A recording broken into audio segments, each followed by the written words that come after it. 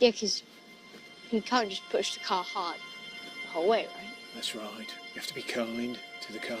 You feel the poor thing groaning underneath you.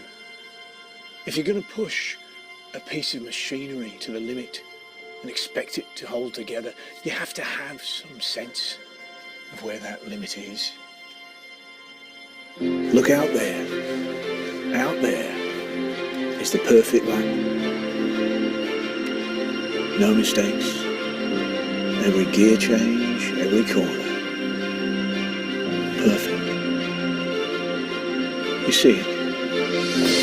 You're going to build a car to beat old man Ferrari with Ford, with a Ford. Correct.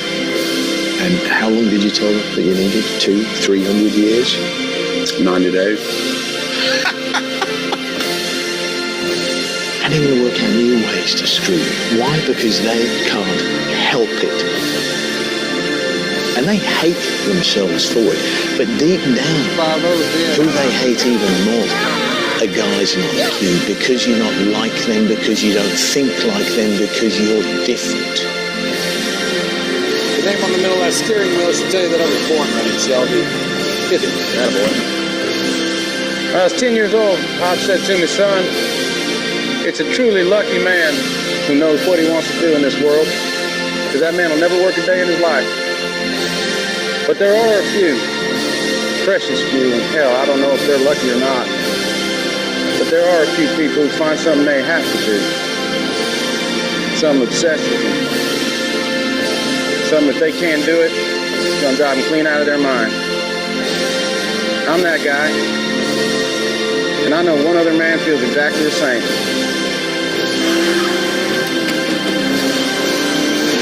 It's a perfect lap. There's a point, 7,000 RPM, where everything fades. The machine becomes weightless. Just disappears. And all that's left is a body moving through space and time. I ask you a question. The only question that matters.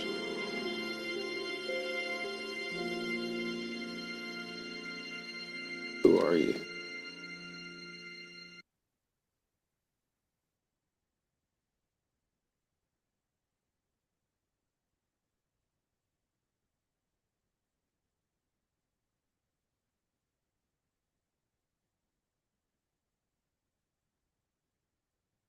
So,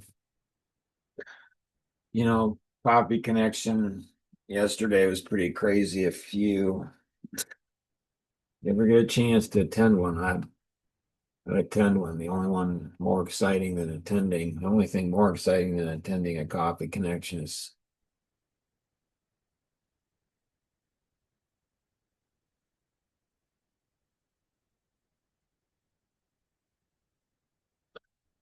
building your own.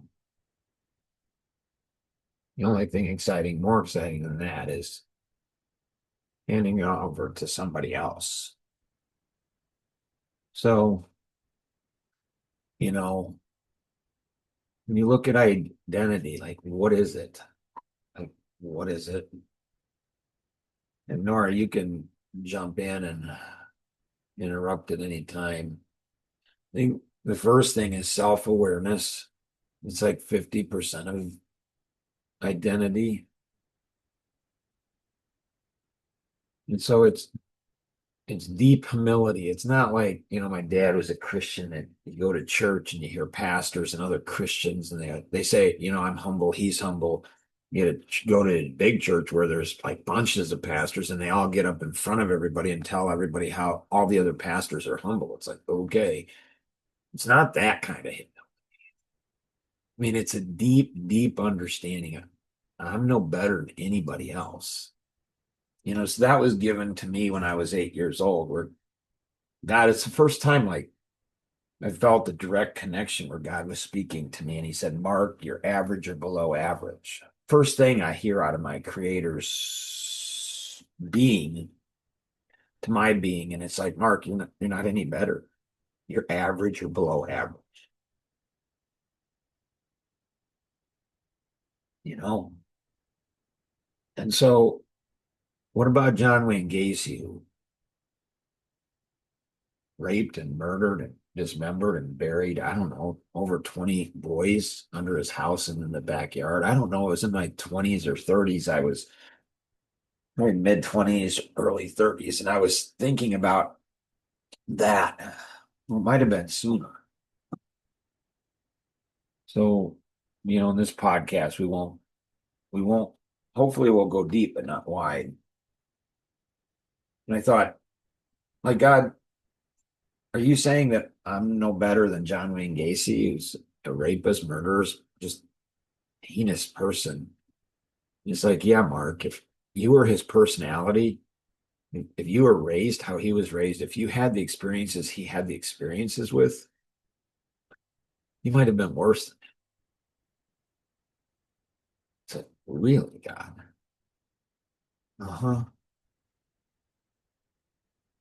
So I don't think we can really understand who we are until we have true humility, like awareness, like an awareness is self-awareness that, hey, you're not any better than anybody else. I think the second potential is what God said to me right after that. And he said, so he's told me, Mark, you're an average to below average. I feel it 58 years later or 53 years later. I feel it as if I know where I was standing. It's like at night, canteen, having a snack, just standing there minding my own business alone. Like there's nobody else. Not at church. I'm out in nature, just alone. And I don't know, God just speaks to me. Like he just has a conversation with me. Just tells me what it's like. Mark, you're an average to below average kid. And I got that at 8. I'm like, yeah, I am.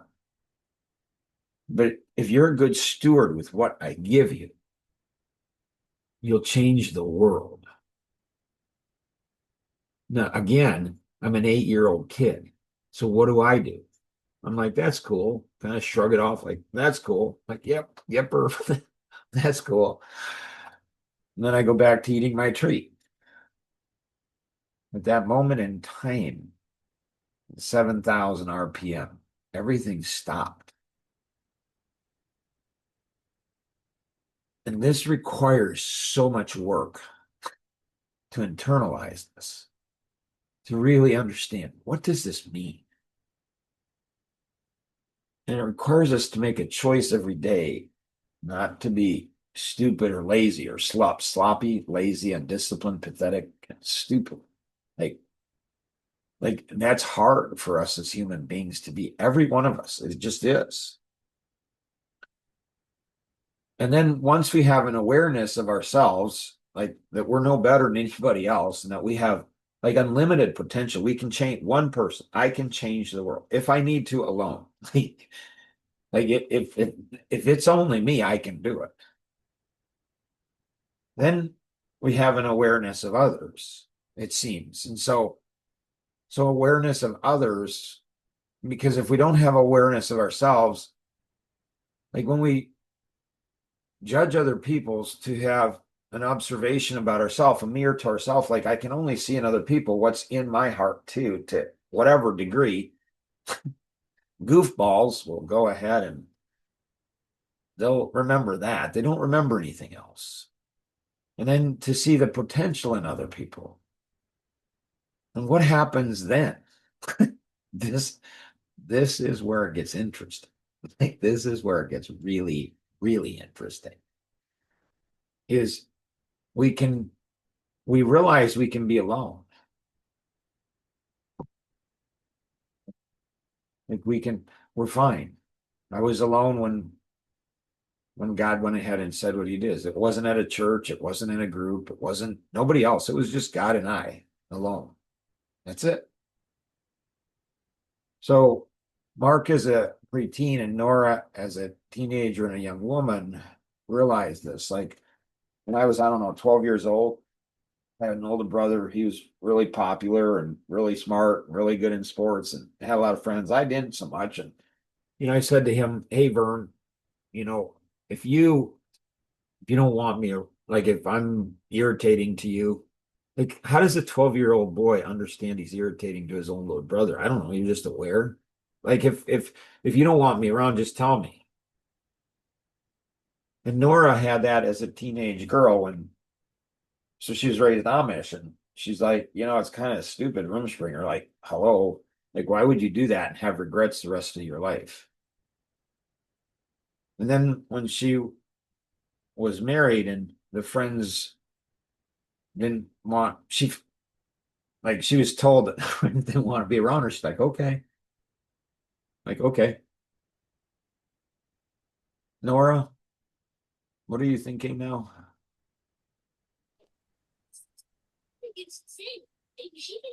Yeah. And like part of me, like, I don't know, should I feel like bad about that? Like Bad the whole, about the whole friend thing, like that I was just like, okay, that's fine. Like, is that like a healthy thing or is it I think it's a not healthy healthy? thing. I mean, it'd be nice. We got to get the story straight. Did they really say that? Or like, Right. or is this happening? Like, um, like consider the thoughts and feelings of others, but don't be controlled by them. Right. Well, then it was like I don't think that I don't think it was just like the situation I was in. They didn't want to get involved, which kind of doesn't make sense as friends because friends like they're not afraid of the messy. So, I don't know why that would have so I just kind of like I didn't pursue the friendship after that because I mean, no, they didn't say they didn't want to hang out with me per se, but it was like your life is really messy right now, so we're just going to take a step back. And like it just like our friendship has just like gone to nothing. Um Right, it'd be but- fascinating, once Nora, to have them listen to this podcast. Like, yeah. I mean, what do you have to lose? They're level one friends. You tell them what they want to hear, they tell you what you want to hear, and you both are telling each other what they want to hear. And oh, we're really good friends. And are you really? No, not really. Not really. No, it's all just surface level It's stuff. all surface level stuff. And you're like, it's pretty easy to replace those. Sadly, it's pretty easy to replace those kind of friendships. Like, that's not hard at all. Like, they're all over the place. It can total stranger. You can go up, just tell them what their strengths are, weaknesses are, you just tell them about, and you tell them what they want to hear, and all of a sudden they're friends. It's not hard. Right. Fascinating. A couple of years ago, my son Ben, who's in his mid-20s, he and I were going on a kayak adventure. You ever get a chance to go on a kayak adventure you want to do that. There's something special about that. And so Ben, he's like, we're going down, and he's like, Dad, I wish I was like you. He doesn't say that. Not very many people say. No, not very many people say that very frequently. And I said, what do you mean? And he's like, it's like, Dad, I care about what everybody thinks about me. You don't care what anybody thinks about you. I'm like, yeah. Why? Because I have identity. Like I have identity. Like, like when you have identity, you're not controlled by other people. Like nobody can control you. Your spouse, your kids, which they love and they're drawn to, but they hate as well because they want to control you. And then what happens is then there's massive jealousy. So why are family and friends of those who have identity, why are they so jealous? It's because they want what you have, like in Ford versus Ferrari. Like he says, you're fighting against an entire culture where they're going to go up and they're going to go ahead and ask for your signature from the famous Shelby, the famous race car. They're going to want your signature, but secretly they hate you because they're stuck in a job that they hate and you're different. Like so they want the freedom that comes with identity.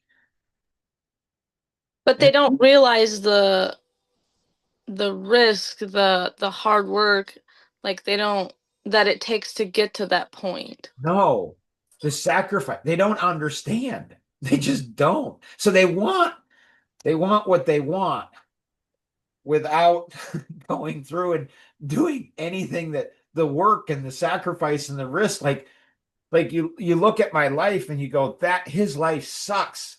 I mean, perspective wise, I mean, when you go ahead and say, his 30-year-old son died committing suicide, rifle shot to the head with his 19-year-old son in the room. Like, what's that like to be a father? Like, that's gotta suck. Like, so I don't want his life. I don't want the messy. I just want, I don't know, the peace, the confidence. Well, it's kind of like there's a song out there too that talks about how grapes like are pressed to make wine. So it's like if you want the wine, you're gonna have to go through the process of like the pressing of the grapes. Well, for us, it's like you're gonna have to go through like healing. I mean, to get to to where like you know who you are and you're okay with that. Right.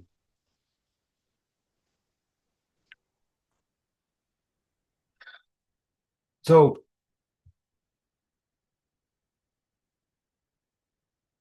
how do you find identity? How do you discover identity? And so it was when I think back at 8 years old, my life vision was given to me, but more important than my life vision actually is the identity to go ahead and accomplish that life vision. Like Kevin King, who had 3 strokes years ago, and he was in Coffee Connection. And once he got up at an event, like yesterday's event, very close to yesterday's event, he got up and he spoke. And I'm in the back of the room saying nothing. I'm not involved. I'm just watching. I'm just observing. And out of nowhere, he says, does anybody in the room get the feeling that Mark doesn't need us? I'm like, what? Like, I'm just standing here minding my own business. How do I go ahead? How do I get brought in? And why would somebody say something like that? And he says, what I mean is like what Shelby says in Ford versus Ferrari.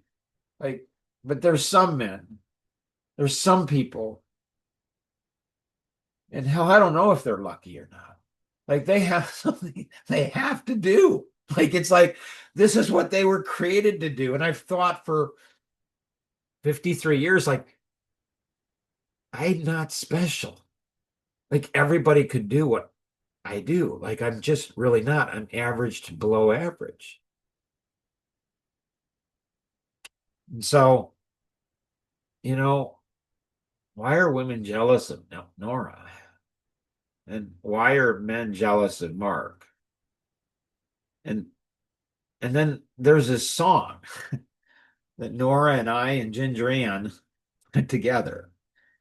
So if we don't understand who we are, we'll chase, sorry, it shouldn't be chance, it should be chase feelings. Well, like we chase feelings. Like this song is crazy. Like it's just a crazy song. And so, like, when you look at the lyrics of this thing, it's just insane.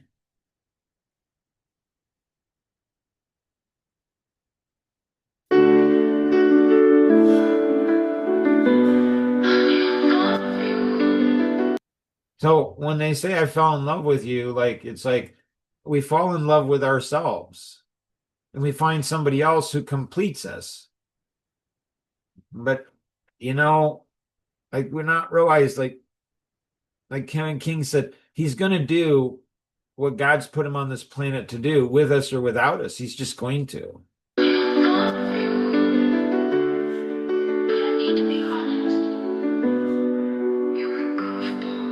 I thought I fell in love with you, or maybe who you could have been. Like, you think about that. That's not just talking about a husband situation. This is what we're talking about, friends, like deep, deep friendships. Made me feel complete, but dreams turned into pain again. You wanted love, but not to love. You chased the feeling, not the truth. Now I see you're just a boy hiding in a. So when we say you're just a boy hiding in a man's shoes, it's not just for men. Like, this is for women too. Like, wives can have this same type of thing for a husband. Friends can have this thing. Like, it seems like there's certain people, not very many of them, and people are drawn to them as friends. When things get messy, yeah. Man's shoes. You're a goofball. Wanted a wife, but not a man's role. Wanted kids, but not a father's. So it's like you wanted friends, but you didn't want, I don't know, what's the word? Soul of a friend? Like, you're gonna do messy, and life's gonna get messy. If you're put on this planet to do something significant, which I think we all are. Wanted love, but wouldn't grow. You wanted to be something, but you chose to be nothing, and I accept that.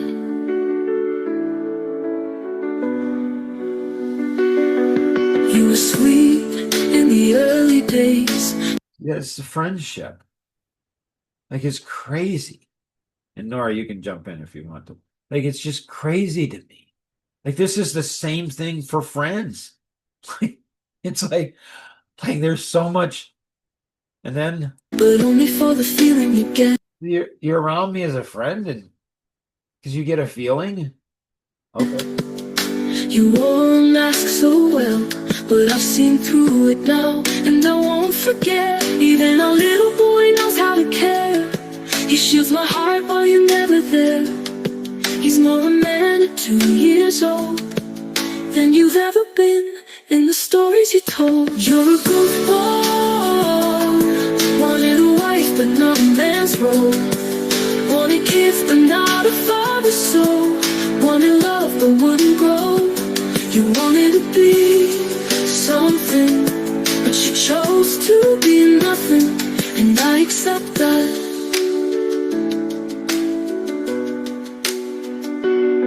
You fooled the church, the friends, your mom, with words and scriptures in your palm. But hearts don't lie and mine is bruised, and honey, I am done being used.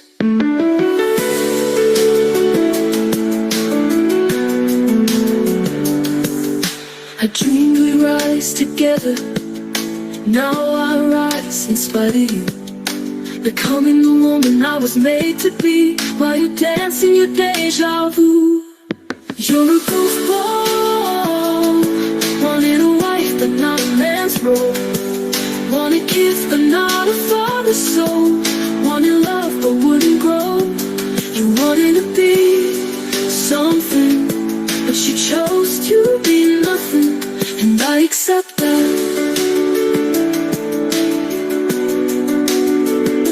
And I accept that.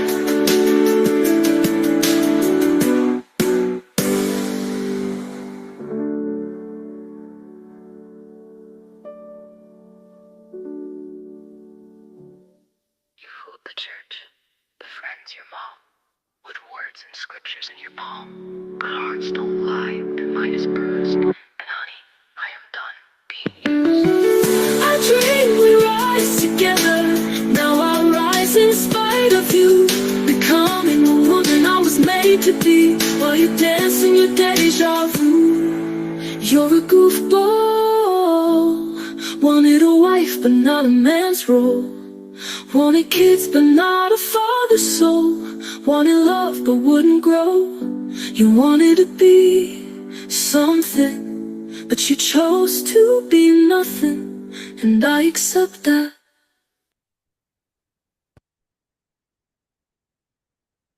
Any closing comments, thoughts?